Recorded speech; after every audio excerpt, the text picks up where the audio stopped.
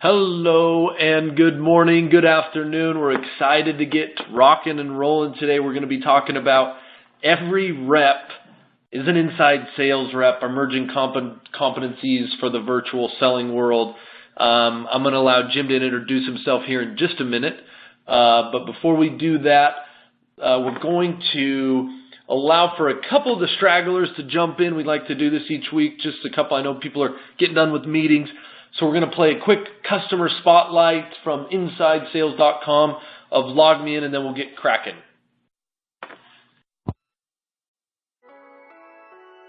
I'm Bill Wagner. I'm the president and COO of Log Me In. And if you're a SaaS company, you know that growth is really paramount for any company in our space. That's really what investors care about. As operators, that's what I care about.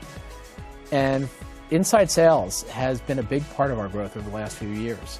So I've long believed that sales is a science. It's not something that magical happens. It's not esoteric. It's something that can be measured and driven by a really disciplined process built upon analytics. There just wasn't the tool to do it. We all implemented CRM. We all implemented marketing automation, but there was still that missing piece. And for me, that's what inside sales solved. We bought Inside Sales a few years ago. We deployed it in one of our inside sales teams, and that team alone increased their productivity by 30% within 6 months. So now we're in the process of rolling it out globally across our entire sales organization, and I can't wait to get started. All right, fantastic. Let's continue on. If you want to catch the rest of the video, make sure you hit me up after. Big fans of Log Me In.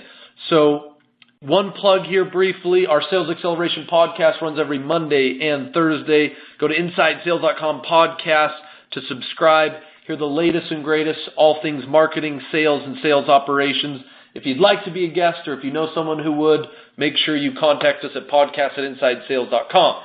Now, couple things, house cleaning items. We're going to go about 45 minutes. Feel free to use the hashtag InsideSalesWebinar, and we will make sure that we get these to you on demand here shortly. With that, let's introduce our esteemed guest here. Jim, I'm going to go at it. Ninavaji. Jim Ninavaji. Was I pretty close, Jim? Dave, you did a great job. I mean, Larson's a lot easier than Ninavaji, and hopefully you were moving your hands when you said that, because yes, for folks who are wondering out there, it is Italian. Great to be with you today, and looking forward to this. Looking forward to our conversation today.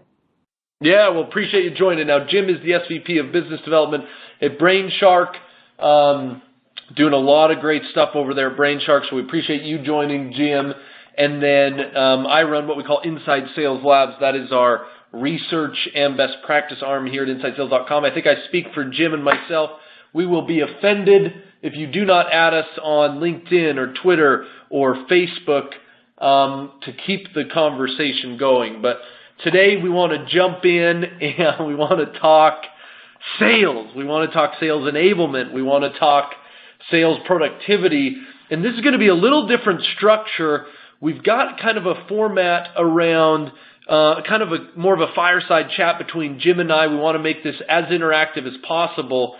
So to start, if you're logged in, open up your Q&A box and make sure you type your name and where you're from, just to make sure I know you've got the Q&A box in hand, it's working, and you're ready to go.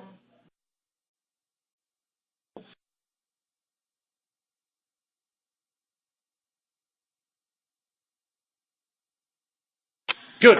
While that happens, we got Carolyn coming in, Tom, Peter, Jamie. Okay, fantastic. So appreciate you doing that. Let's get started. And Jim, I want to start this with the title. And maybe we can start at a high level here. You know, what's with this title of, you know, every rep is an inside sales rep? Yeah, and this title actually came to me about 3 years ago. So prior to joining BrainShark to head up business development, I spent the last 7 years with a company called Serious Decisions, research and advisory firm focused in B2B marketing and sales, where I actually launched and I ran the sales enablement practice. And I was getting a lot of calls around competencies, training inside salespeople, training outside salespeople, because the enablement leaders might be responsible for one group or the other. And it kind of dawned on me, I was having a conversation with one client, and it kind of dawned on me that we're treating these two organizations completely different when there's actually much more overlap. And that's where this title came up. So most other folks probably on this call have an inside sales team and an outside sales team. And in many organizations, they treat those groups as completely separate entities. They hire to them differently, they train to them differently, they measure them differently, they might have different management structures. But if you are actually to take the time to, overlay, what each group is doing, you're going to find a lot more overlap and much more in common than not in common. And especially if you were to look at your outside salespeople today and look at the amount of interactions they have over the course of a sales process or buying process, if you looked at the different interactions they were having, whether those are social, email, phone, web conferencing like we're doing today, face-to-face, you're probably going to find more of those interactions, a greater percentage of those interactions are happening non-face-to-face, just like your inside salespeople. And I think that, ultimately, every rep is an inside salesperson, needs to execute effectively in non-face-to-face communications. And it's just really just a question of what percentage of their time is inside. Is it 100%, 90%, 80%? But you don't want to, I think, really what we want people to walk away with from our conversation today is stop treating these two groups as completely separate entities and start looking at them as really extensions of one another. No, I love it. I love it. I want to ask one more question, and then I want to dive in, and it's kind of the second question, and you were just alluding to it here, is have we reached the end of the outside sales rep, or have we reached the end of the field sales rep if every rep is going to be, quote unquote, an inside sales rep? So I started my... I'm putting you on the spot here, Jim. Watch your words carefully. I'm old enough to, I started my sales career actually with Xerox Learning Systems, so I'm an old sales guy at heart. And, for the last, I'd say 25 years, we've been hearing about the depth of the salesperson, right? Yeah. And I know that, some research organization famously put out a research brief about it, and the reality is, no, we haven't reached the end of the outside salesperson. We all realize that the best communication is still face-to-face, right? Nothing beats being able to meet with somebody and read their body language, read their reaction. I think buyers, especially if they're making a high-end purchase that might have a lot of risk associated with it, you're going to want to meet the people who are going to deliver that. So, no, we haven't reached the end of the outside salesperson, but what I think we have we certainly reached an inflection point where we have to stop providing all the training focused on just that outside aspect of their job. Yeah. I'll go back to my heritage is early in my career, I worked with the sales training division of Xerox.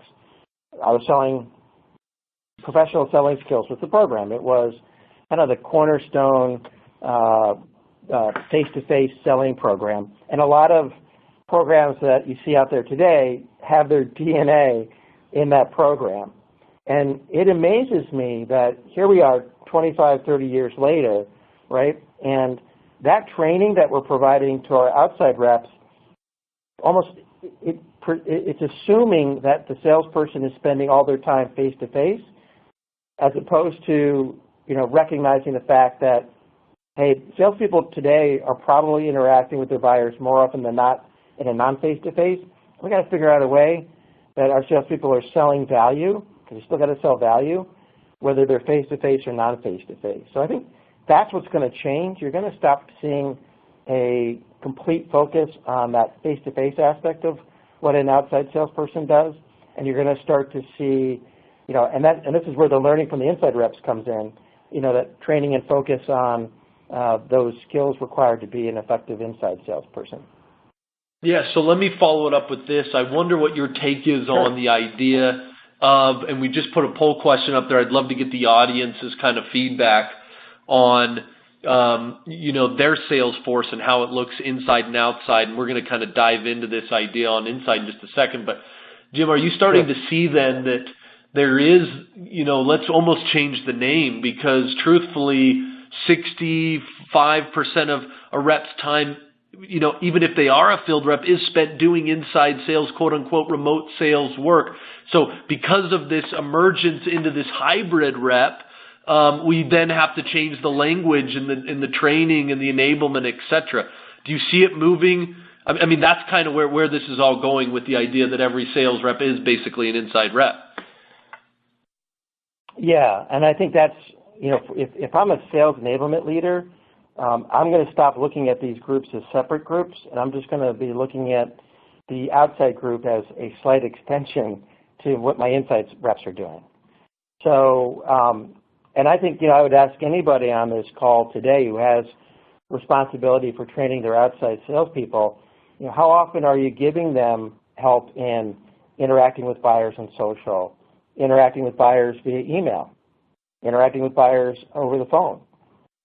Most companies today still focus on that. Here's what you do when you're in front of that buyer, in person, and we've got to shift that to here's what you're doing when you're trying to sell value via email. Certainly, what's driving this is changing buying behaviors. Buyers are much more comfortable in having at least part of the purchasing process, if not all the purchasing process, happen without having to meet somebody. And also, I think that there's some generational aspects of this as well. I think we've got, with millennials not coming in, they're playing a bigger role, a bigger part of buying and selling decisions.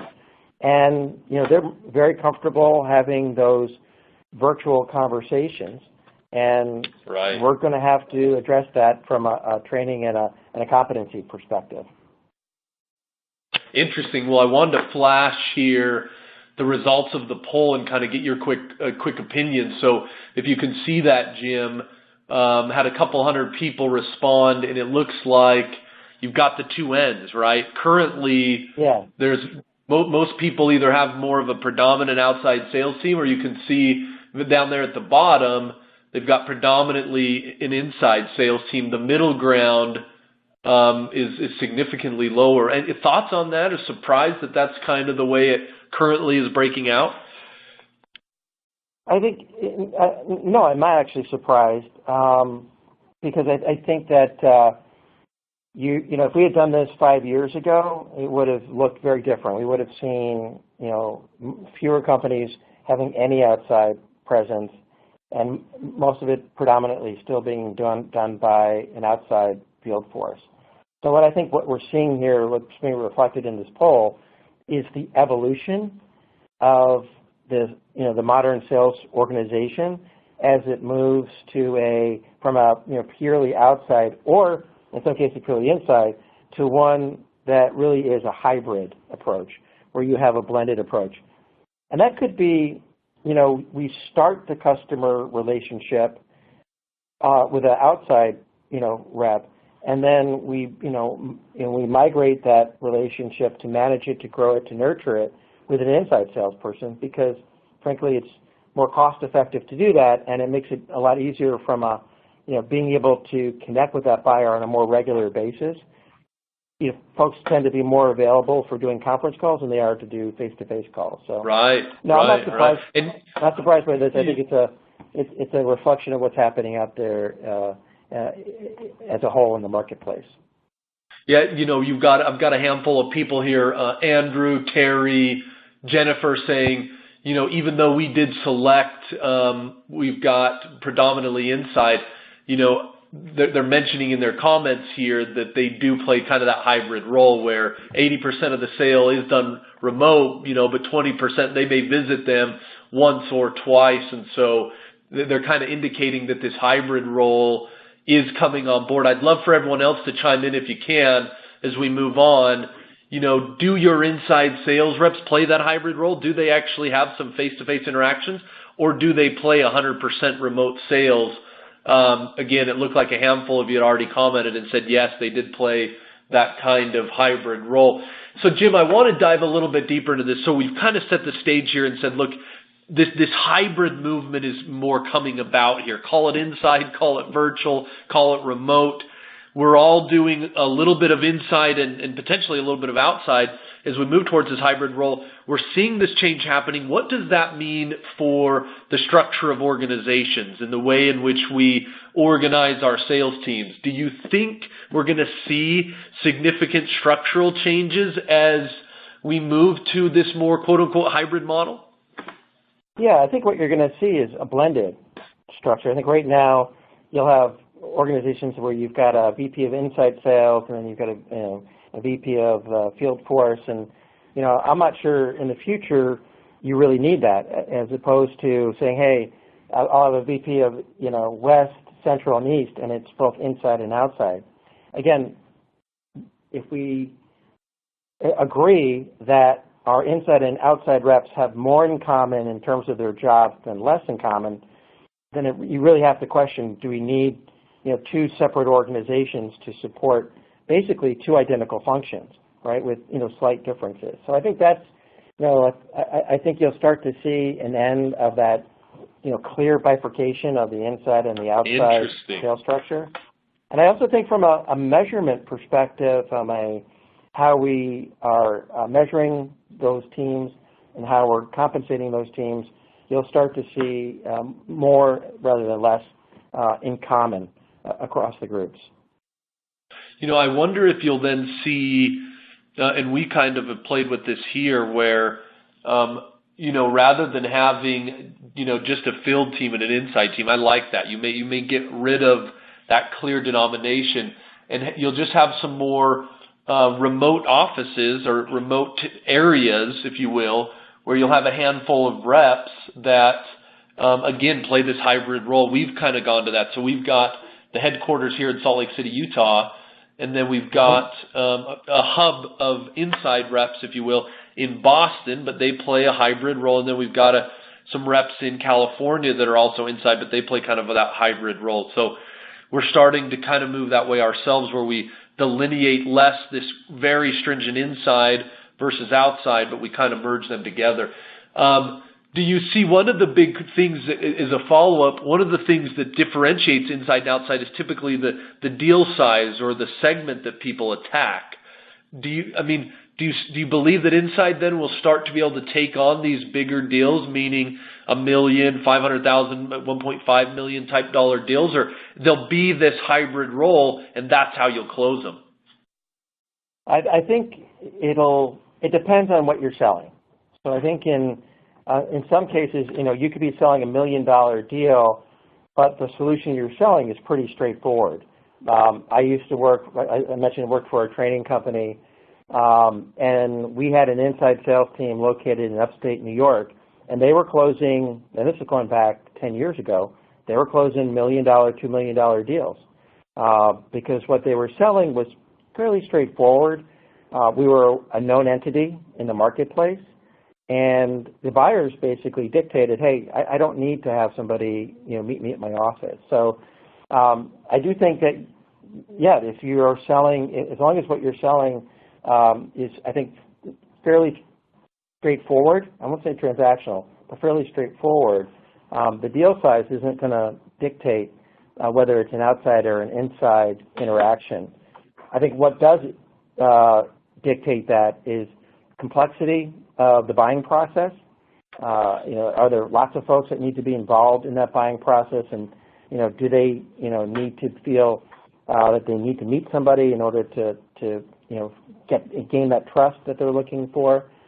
But again, I think you'll have that hybrid approach where you'll start to have in any given territory, you'll start to look at how different buyers want to buy, and you'll start to segment them. And you'll say, hey, for these particular accounts that look this way, who want a more strategic relationship with us, and it makes sense, right, to meet with them, maybe that's where we deploy field resources. And in some cases where the buyers, basically saying, hey, we love you, but we just buy from you, right? And I don't need another strategic partner. Then in that case, maybe it makes more sense to have that inside salesperson, take the lead on that account. I love it. I love it. So we've thrown another poll question up there. Would love to hear about what your sales structure looks like right now as organizations are kind of going through some of this transition. What roles do you currently have in your sales org? And I'd be interested to kind of see how that reflects as we talk about the future. But Jim, a couple follow-up questions while this poll question's there. We've got Brad who mentioned, and Brad, I appreciate the question here, the naming. Do you see the naming? Because we've been, and I got to watch this because we are InsideSales.com, but, inside versus outside, some people are calling it virtual. Some people are calling it remote. Hybrid, Brad says, is maybe not the best name. Do you see another name emerging for the hybrid rep? It's a great question. I don't know. All I know is that people told me I had a face for inside sales. I don't know how to take that, but no, I don't. And I've had lots of conversations over one too many beers around what should we be calling it, and I still haven't. I'd love to hear maybe if somebody could share in the audience ideas, but right now it does seem to be inside and outside. I love it. I love that. So follow up on that, Nadia Munson. This is a good question, Nadia. So she says, as we move towards this, these field reps, they just have different personalities than inside sales reps in a lot of cases. I don't know if they're going to want to take this on.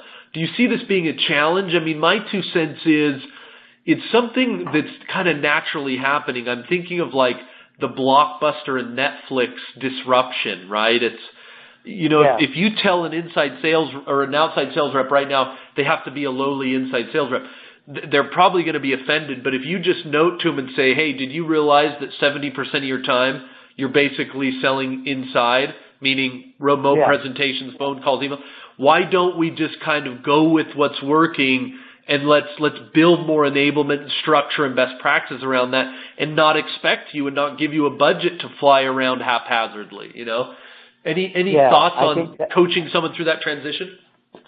I think you did it beautifully. I think it's saying, hey, when we look at your interactions, and I would, say you may want to, do an activity study, an interaction study.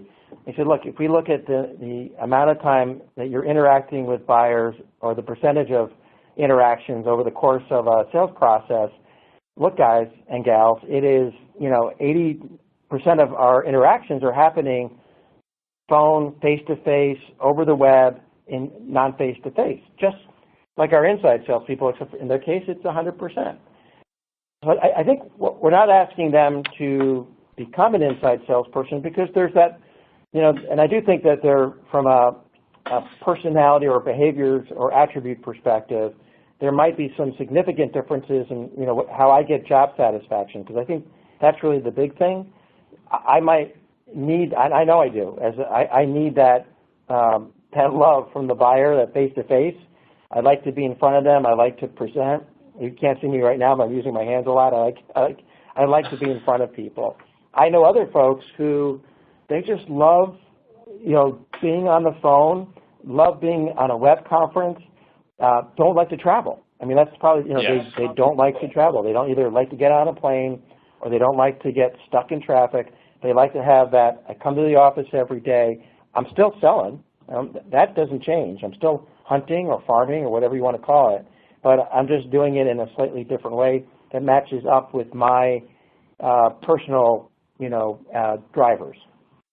Yeah, no, I love that idea. Some interesting feedback from Mark, Karen, Dan, Jamie, Peter. Appreciate your feedback, you guys. A couple of things that are coming in, Jim. So, Mark just made an interesting comment that, with the laws that come out and the way you pay people, we may have to formalize names like inside being paid different because of some of the laws that are in place. So you may see some effect there.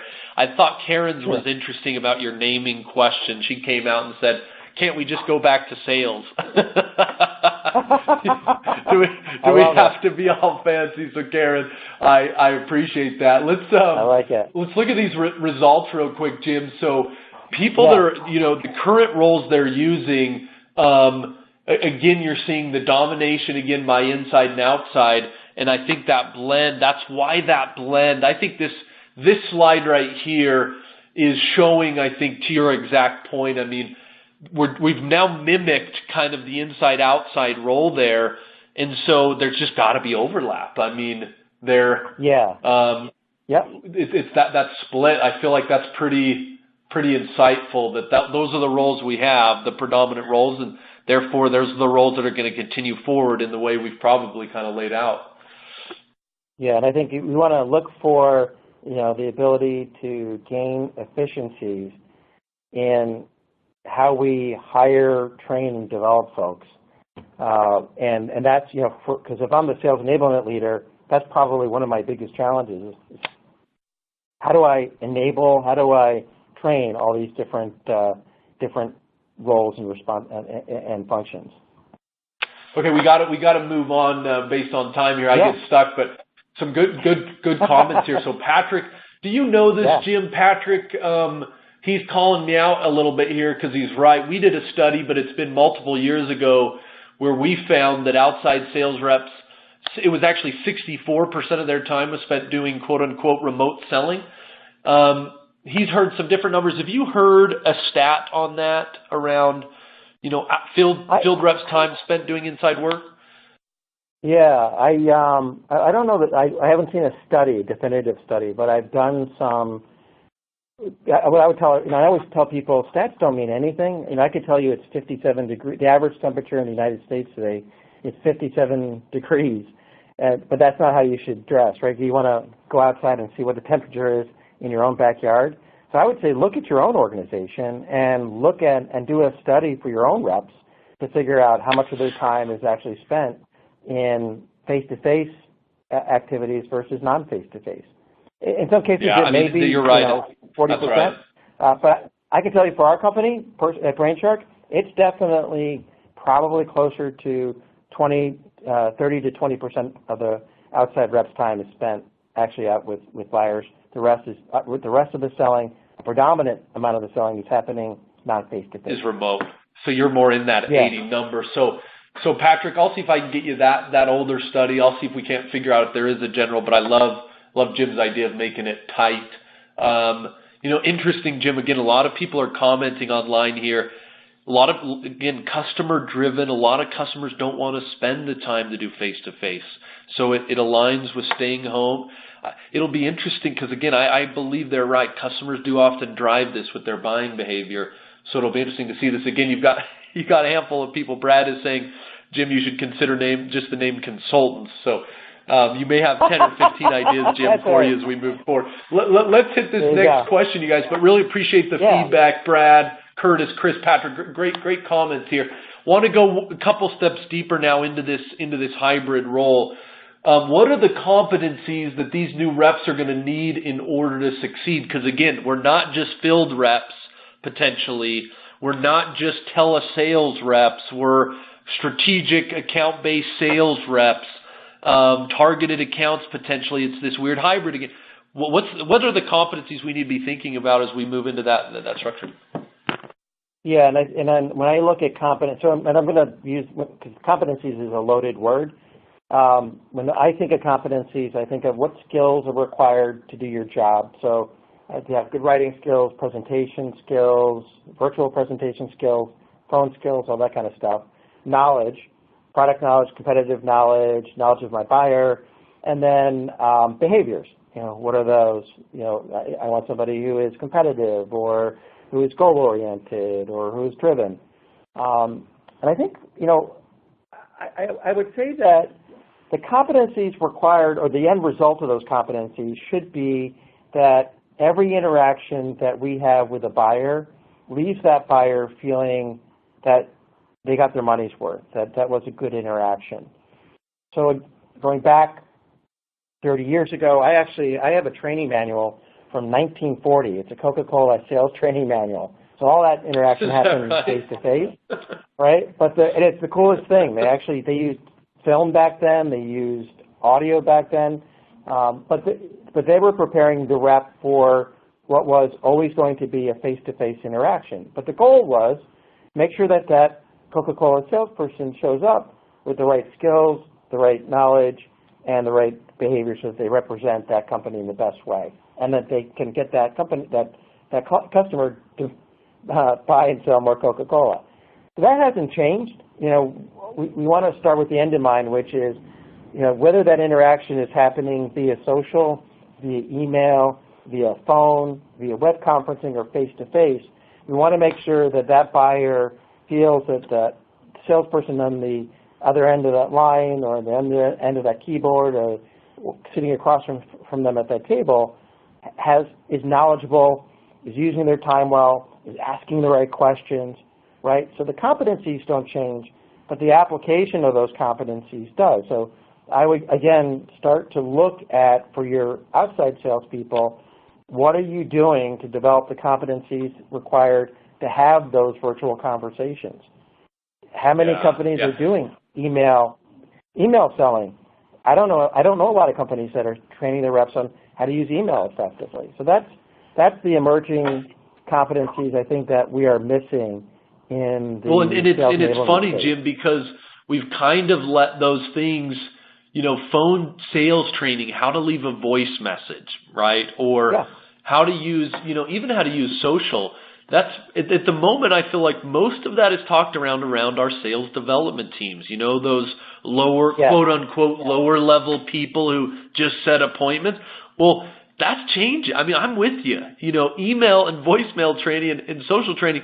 If you're not a 55-year-old expert at that stuff, and you got to know that in the field. So I really see that. We got an interesting question from Robert from Vocabulary Spelling saying, what is the right mix of email versus phone versus social for inside-based reps? And I would say to that, Robert, first and foremost, for this hybrid rep, we need to be training everybody on that stuff, to Jim's point. Number two, when we think about these outreach strategies, I like to think of 5 pillars.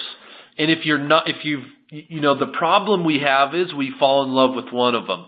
We become social sellers, or we become just, cold callers. We become email marketers. And as a sales rep, we've got to understand that there's 5, and that's phone, voicemail, email, social, and then gifting, direct mail, handwritten notes, physical kind of concepts there. All of those can be used in an effective strategy. And especially that 5th one, that gifting, it's coming on fast, especially in the inside sales world. If you're not using it, you're going to run into problems. But finding that balance, right? You'll notice, Robert, sometimes higher level people, they do better with, potentially the social and the gifting. Lower level people, they may do better with the phone call or with the email. So you've got to understand your tools and then find a strategy, ideally that encompasses all of them. And don't fall in love with one. That's usually the way I go. Jim, anything you'd add to that? Yeah, no, I just think, and again, I look at the shift in generations in the workforce, so it's just a matter of time before we're having selling conversations over text, if not already, right? So now we have to add, how do I make sure if I hear an objection that I get over text, how do I react to that objection? How do I manage that objection if I can't do it over the phone or face-to-face? So, I think it's really looking at core selling skills and then applying them across all the different types of interaction modalities that you have. So we want to look at these results, but Brandon, good follow-up question come from Safety Networks. He says, "Hey, can you just clarify gifting? What I mean by that?" And just so everybody's on the same page, again, if you're thinking of an optimized cadence strategy, you have 5 pillars of phone, voicemail, email, social, and gifting. Gifting, think direct mailers, think handwritten notes. So it's something that I typically would send physically: brownies, donuts, coffee cards, Amazon gift cards, wine, swag. And Brand, I got a handful of companies. I love to go on this. If you're interested, if you've not incorporated that into your cadence or your outreach, you're totally missing the boat. But when we say gifting, that's kind of what I was referring to there: direct mailers or physical items as part of your outreach. So as we look at these results on some of the competencies, and we just kind of generalized it, Jim, you and I here, but again, we're seeing mostly the two ends, that identification part and that closing part. And the funny thing is, kind of to our conversation, I would say for the field rep, that identification and that qualifying, they're often weaker at it. They don't want to spend their time hunting often doing kind of that sales development rep work. Whereas the inside sales rep, they don't have that knack, that natural person ability to get in a room and close them like the quote unquote stereotypical, closer or field rep.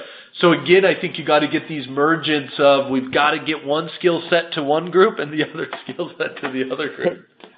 Yeah, and actually these are all interrelated, right? Because if I'm doing a better job of identifying opportunities, if I have more opportunities to make my number, then qualifying becomes easier, because if I have a 1x pipeline, then everything looks good, right? If I have a 3x pipeline, I'll be a little bit more selective in the deals that I want to pursue.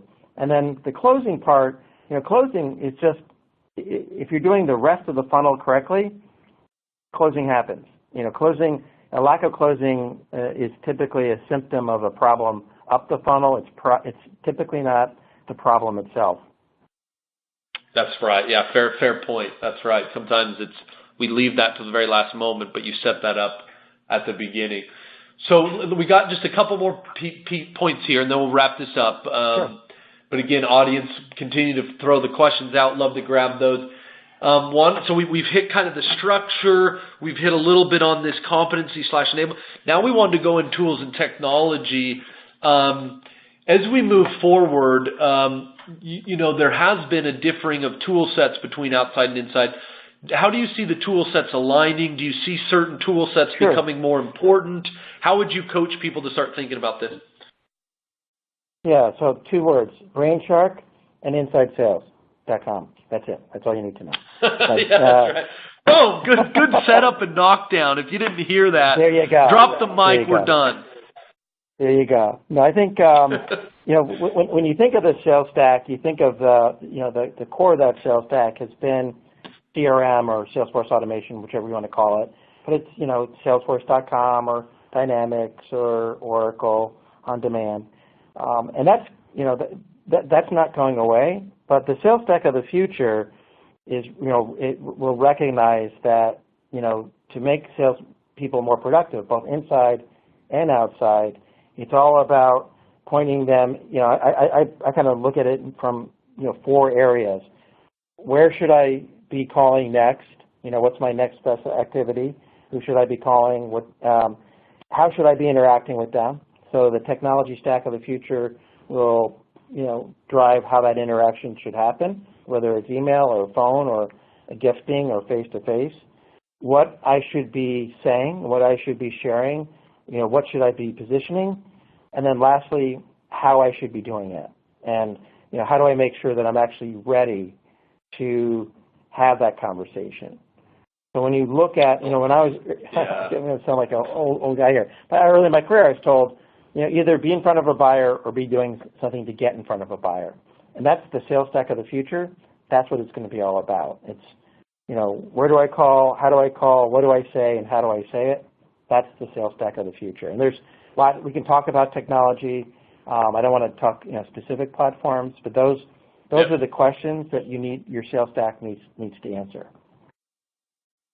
Okay, so one follow-up on that. I do think Jim and Nadia kind of brought up this point. She mentioned, do you see purchasing, being done exclusively by people, or has it been automated, or will it be automated in a way over, in the future.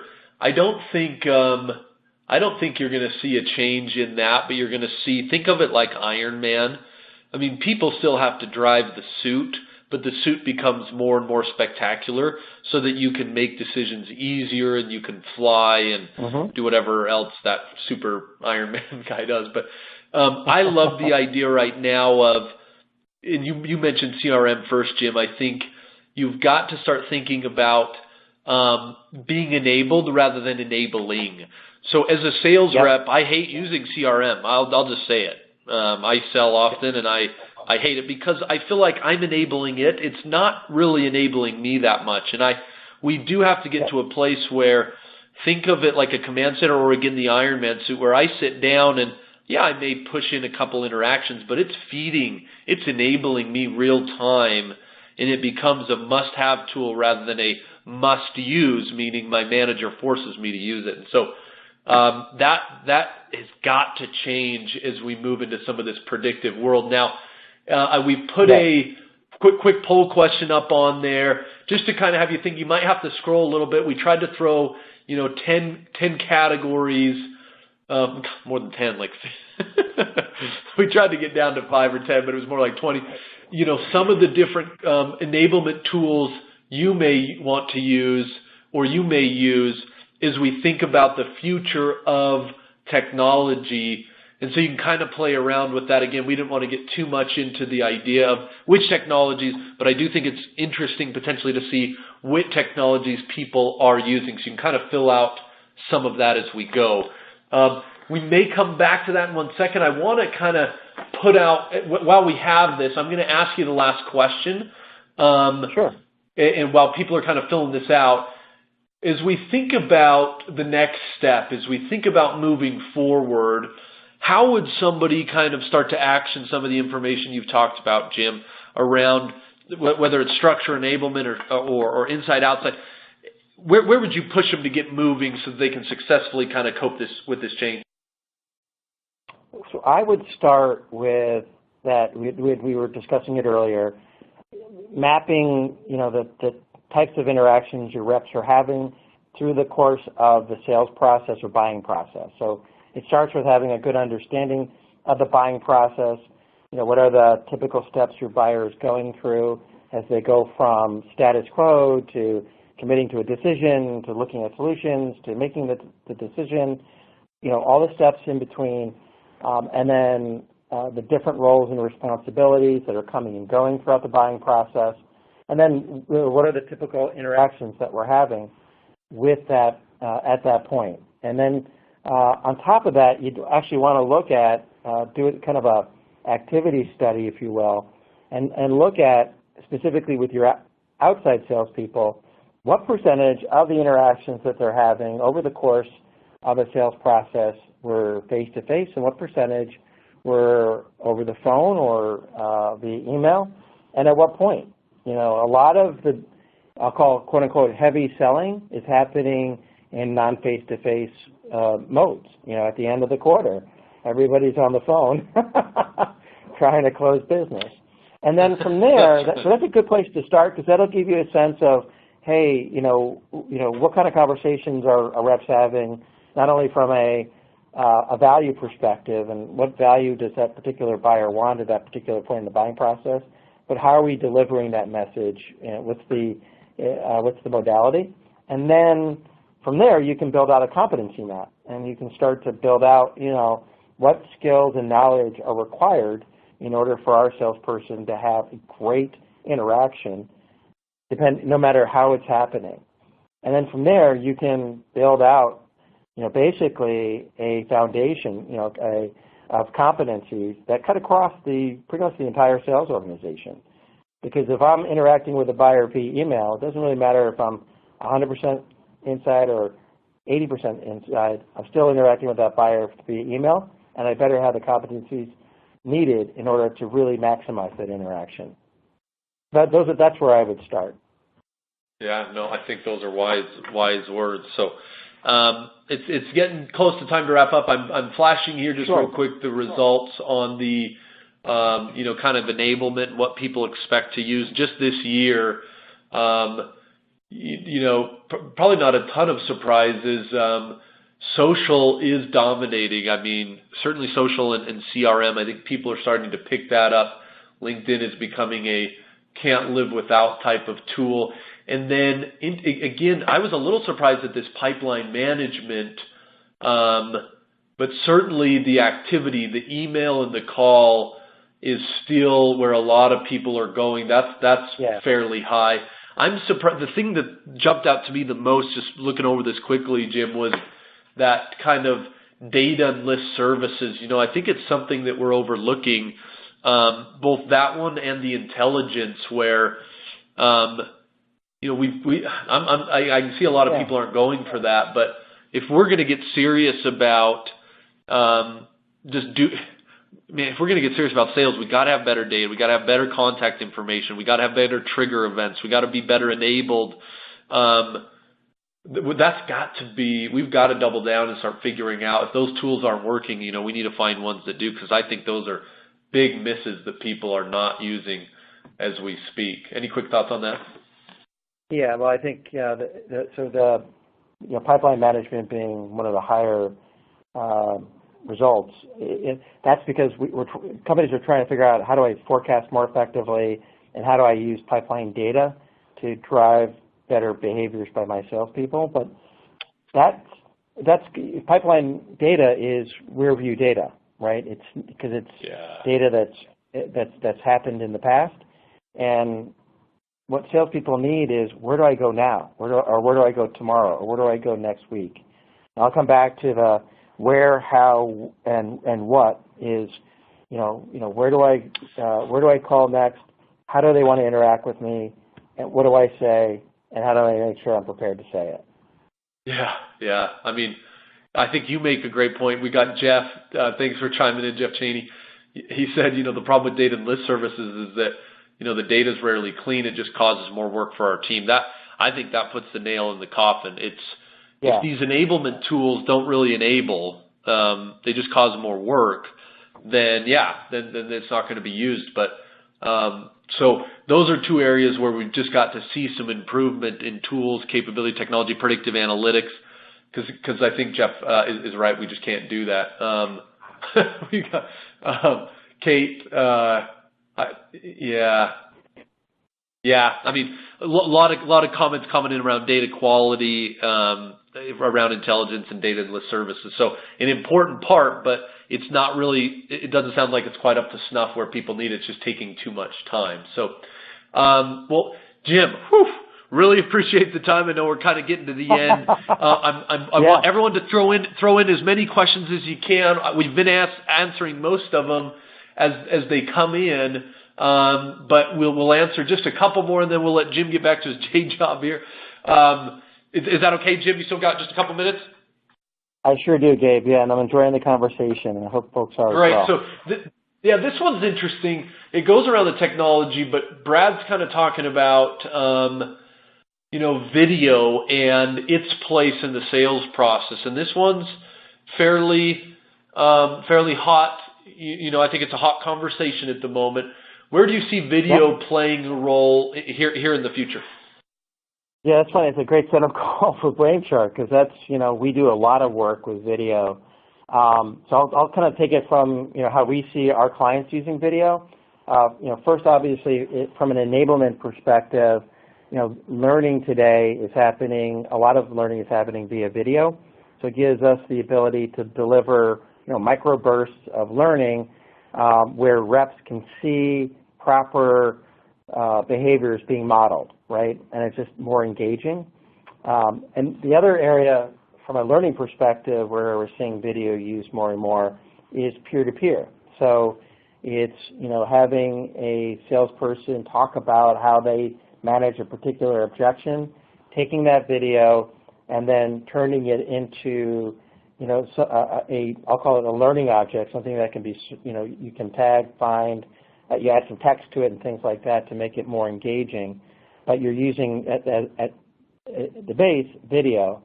And then you've got, so from an enablement perspective and a learning perspective, that's how we see video being used. And then interacting with buyers, that's, I think, the content today It can't be just a PDF, static PDF. It's, they want to hear customer case studies and stories, and they want to, more often than not, they want to view that on their phone on the way home from work, taking the train or the bus, or when they're traveling by airplane. They want to see a video case study. They don't want to have to read another PDF. So I think you're going to see more and more, again, with the shift in generations coming in. And not to say I don't, millennials read. My kids read all the Harry Potter books, but it's less a question of whether they want to read or not, and more a question of time. And video and audio is just a much more efficient way of delivering critical information. So you'll start to see that used more and more in the sales process. Yeah, I mean, my 2 cents on that, Brad, are, I mean, I agree with you. I think if you're not using video in everything you do, I think you're a miss here. It's easier to consume. It's easier to digest. I think you should be testing video in emails to prospects, recording your presentations with companies like Consensus. Brad mentioned a great company. We go back to Brad's.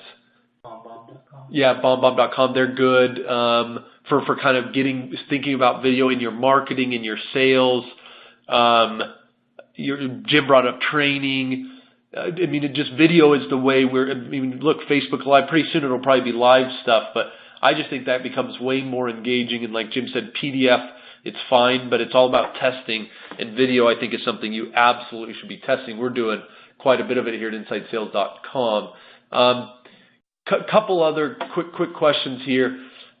Thinking about enablement, where do you feel like, we got a question from Thomas here, where do you feel like the biggest gap in enablement yourself is, Jim? Do you feel like if you had to pinpoint one area that you've been thinking or researching or experimenting with, where do you feel like you're seeing the biggest gap with companies? I think the biggest gap is just defining what enablement is in general. I think, what I found is, enablement in one company could just be sales training. In another company, it was content management. And in some cases, they reported into, different organizations. So I think I would say the biggest gap with enablement is, first, let's have a common definition around what enablement is, the function, what it's designed to do. If folks haven't heard about it, there's a Sales Enablement Society that has recently started, and in the matter of a few months, we've got, I think, 1,400 members. And it's the reason that society has grown so quickly is a lot of people who have that title of Sales Enablement are finding that they're not considered strategic to the organization. So I think it starts there with a clear understanding of the function. And I'd say the biggest gap would be not looking holistically at productivity across the field force. In some cases, we're only focused on efficiency. How do we give our reps more time to sell? In other cases, we might just be looking at training and how do we get our salespeople better. And you really need to bring those two together. And as I always just say to my clients, what you want your salespeople to be doing, you don't want them 100% selling, because if they're 100% selling, that means they're not preparing themselves, getting ready, getting trained.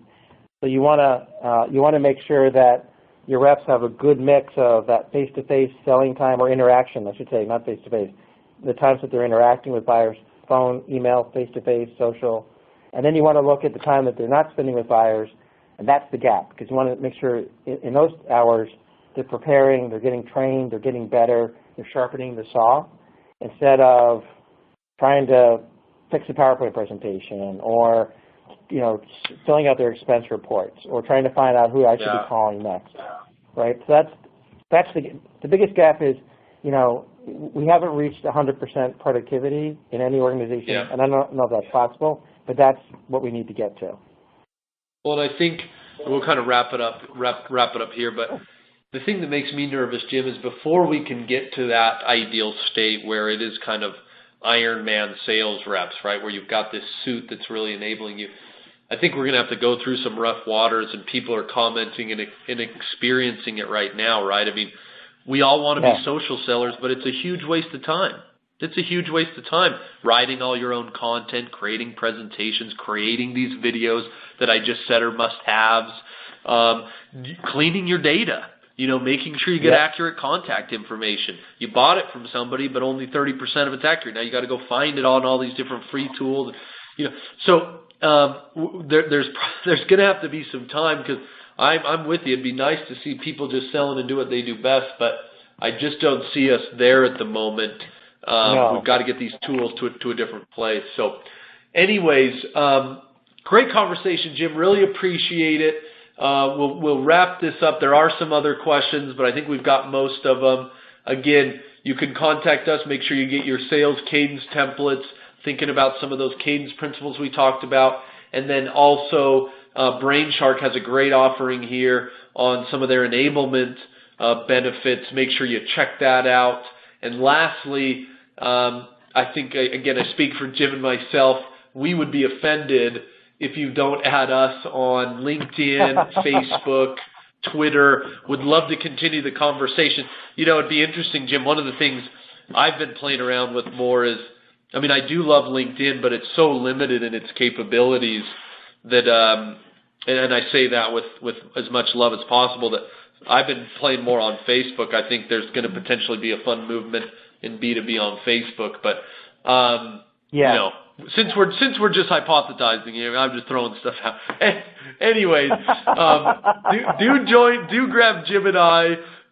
We'd love to continue the conversation. Jim, any last words? No, hey, Gabe, it was a great conversation. I want to thank everybody for their questions, and look forward to connecting with some new folks on LinkedIn, Facebook, Twitter, wherever you can find me. All right, with that, let's get at it. Thanks, everybody.